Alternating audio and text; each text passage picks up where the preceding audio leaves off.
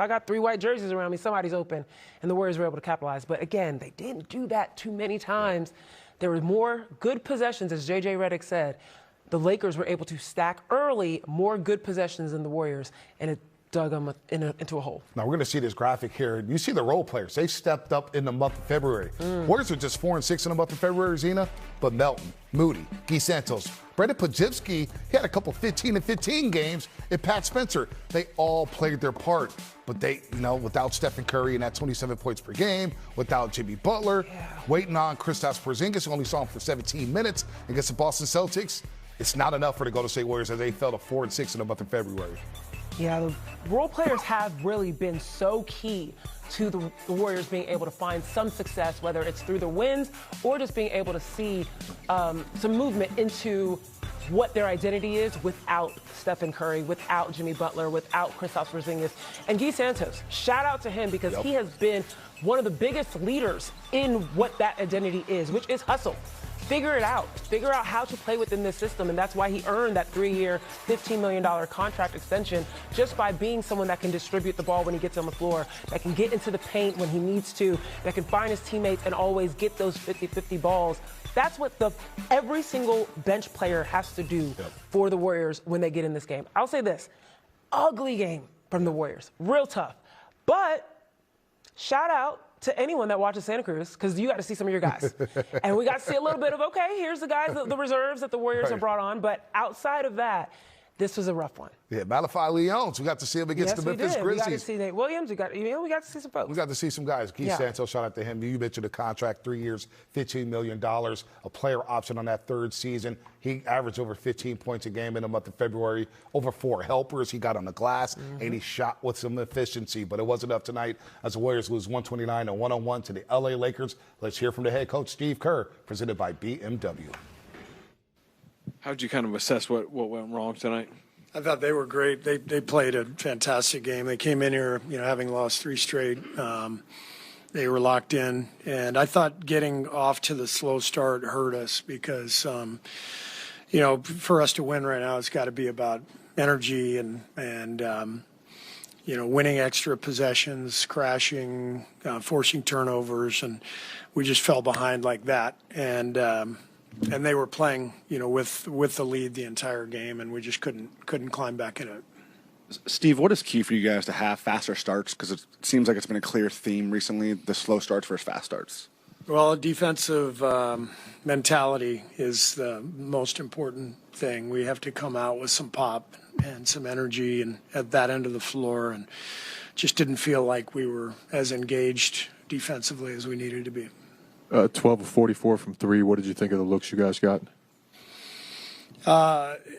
We got some good looks. I mean, we took care of the ball tonight, 32 assists, 10 turnovers. It wasn't like we played poorly. We shot poorly, and like I said, we'd never made a defensive stand in the game. So it was just it was a night where they totally outplayed us. Hey, Steve, you've been a part of seasons where everything just seemed to go really right, and you've been a part of seasons where everything just seemed to go really wrong.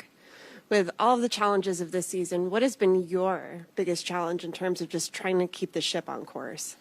I'm enjoying the season. Our guys are, tonight notwithstanding, our guys have competed and really done a good job of finding ways to win, and obviously tonight was not our night, but these guys are great. Our guys are really, scrappy, and they're playing hard, and they're sticking together. So it's a fun group to coach, and we got to kind of sweep this one away and get ready for Monday. We have a huge game Monday night. Steve, these are the guys that you guys are going to have to track down to avoid the play-in, get to the 6th seed. I think it's 4.5 games now. Is that still a realistic goal for you guys? Is that? It's a lot. It's a lot to make up with 22 games left. We don't even talk about it. It's not anything that is worth discussing because we just have to try to go out and win and see what happens. Any sense for how Will's doing, how his ankle is? He just told me he rolled it. When I talked to him just now in the locker room, it was taped up. I don't know how bad it is. Steve, so what changes most structurally when Draymond is on the floor versus when he's out? I'm sorry, I didn't hear the question. I mean, what changes most structurally when Draymond is on the floor versus when he's... What changes the most when Draymond is on the floor versus off the floor? Yes. Well, I think, when he plays the 5 position at the center spot, we're gonna have him set a lot of screens and roll, and he's more of a playmaking center. And then when we bring in Al at the 5, he's more of a shooter, pick and pop player. So they're very different players, but Draymond's competitive desire and his brain is what is so important for us. He's a genius defensively, and his competitiveness is off the charts, and that's why we've won championships and had the run that we've had. And not easy for him right now, playing without Jimmy, without Steph, but I'm really impressed with just the way he's hanging in there and continuing to fight. Let's take a look at the final team stat comparison. 27% for the three-point line for the Golden State Warriors. They actually took care of the basketball, but the points off turnovers of -7. They didn't get to the free throw line, didn't attack enough, and it was all Lakers all night long. They were up 33-16 before we even settled in. Here after the pregame show, they were up as many as 32 points in this game as we welcome to the desk. Marty! That's right. Our Warriors insider, Hall of Famer, 2-time Emmy Award-winning insider here at the NBC Sports I'm gonna hit you Bay with Area. Let me look Marty at Poole. you. You look. You look dapper, Marty. You look dapper. Let's start with this as they get blown out. I'm going to get your thoughts about the game in a second.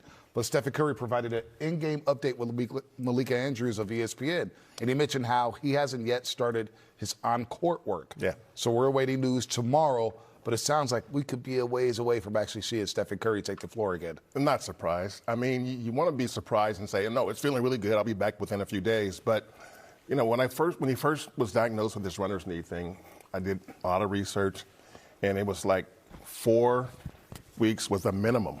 Well, this past Friday was just 4 weeks. Yesterday was 4 weeks. But it could go 8 weeks, which means you're now at the end of March. So we don't know. He doesn't know. It's a day-by-day thing. And if you're a Warriors fan, you have to know that, this is a blow. Now, again, Steph's not a doctor, but he knows his body. So when he says it's going to be a little bit, that means there'll be a little bit before he's even on the floor to get ready for a game. So once he's cleared to practice, then there'll be time for him to be cleared to play in a game. So, I mean, we could be looking at a while. I mean, I don't want to say it's going to be 2 weeks or whatever, but obviously he's going to be out Monday against the Clippers. And whether he travels on that road trip, I got to think that's questionable right now. This is concerning. Yeah. When you think about the fact that, Steve Kerr just mentioned, they're just going to go out and try to win. They can't think about the play-in or the playoffs. And this is a real factor of right now, it's do or die. You got to do whatever you can to put your team in a good position so that when Stephen comes back, that you're not wasting his time, right? Or you're so right. You know what I mean? That you're not wasting his time, and you're also not asking him to put on a backpack and carry this team off of injury into the playoffs. This is a crucial period right now for the Warriors. And you look at this game tonight, and you look and you say, these are things that you can control, right? Steve Kerr also mentioned they did take care of the ball. 11 turnovers, 32 assists isn't bad, but you can control better shot selection. You can't control necessarily every shot going in, but better shot selection. And you can also control physicality, showing up. You said this in the pregame, making them feel you. They didn't do that tonight. Zena, you mentioned that you don't want Steph Curry to put a cape on. He's going to turn 38 years old March 14th. So a game like tonight, without Stephen Curry, we don't even know about Kristaps Porzingis. We'll get to that a little bit later. What's your takeaway from a game like tonight? To me, it didn't look like they came out ready to play. I mean, they were down 10-2 in 4 minutes. Moses found Draymond with a nice little pass dunk. They missed the next 8 shots. We won at 10 to start the game. And so you look at that, and nobody played well. I mean, I thought Melt was overdoing it in the first quarter. You know, he missed, I think, 5 shots in a row, first 5 shots. And some of those shots were a little forced.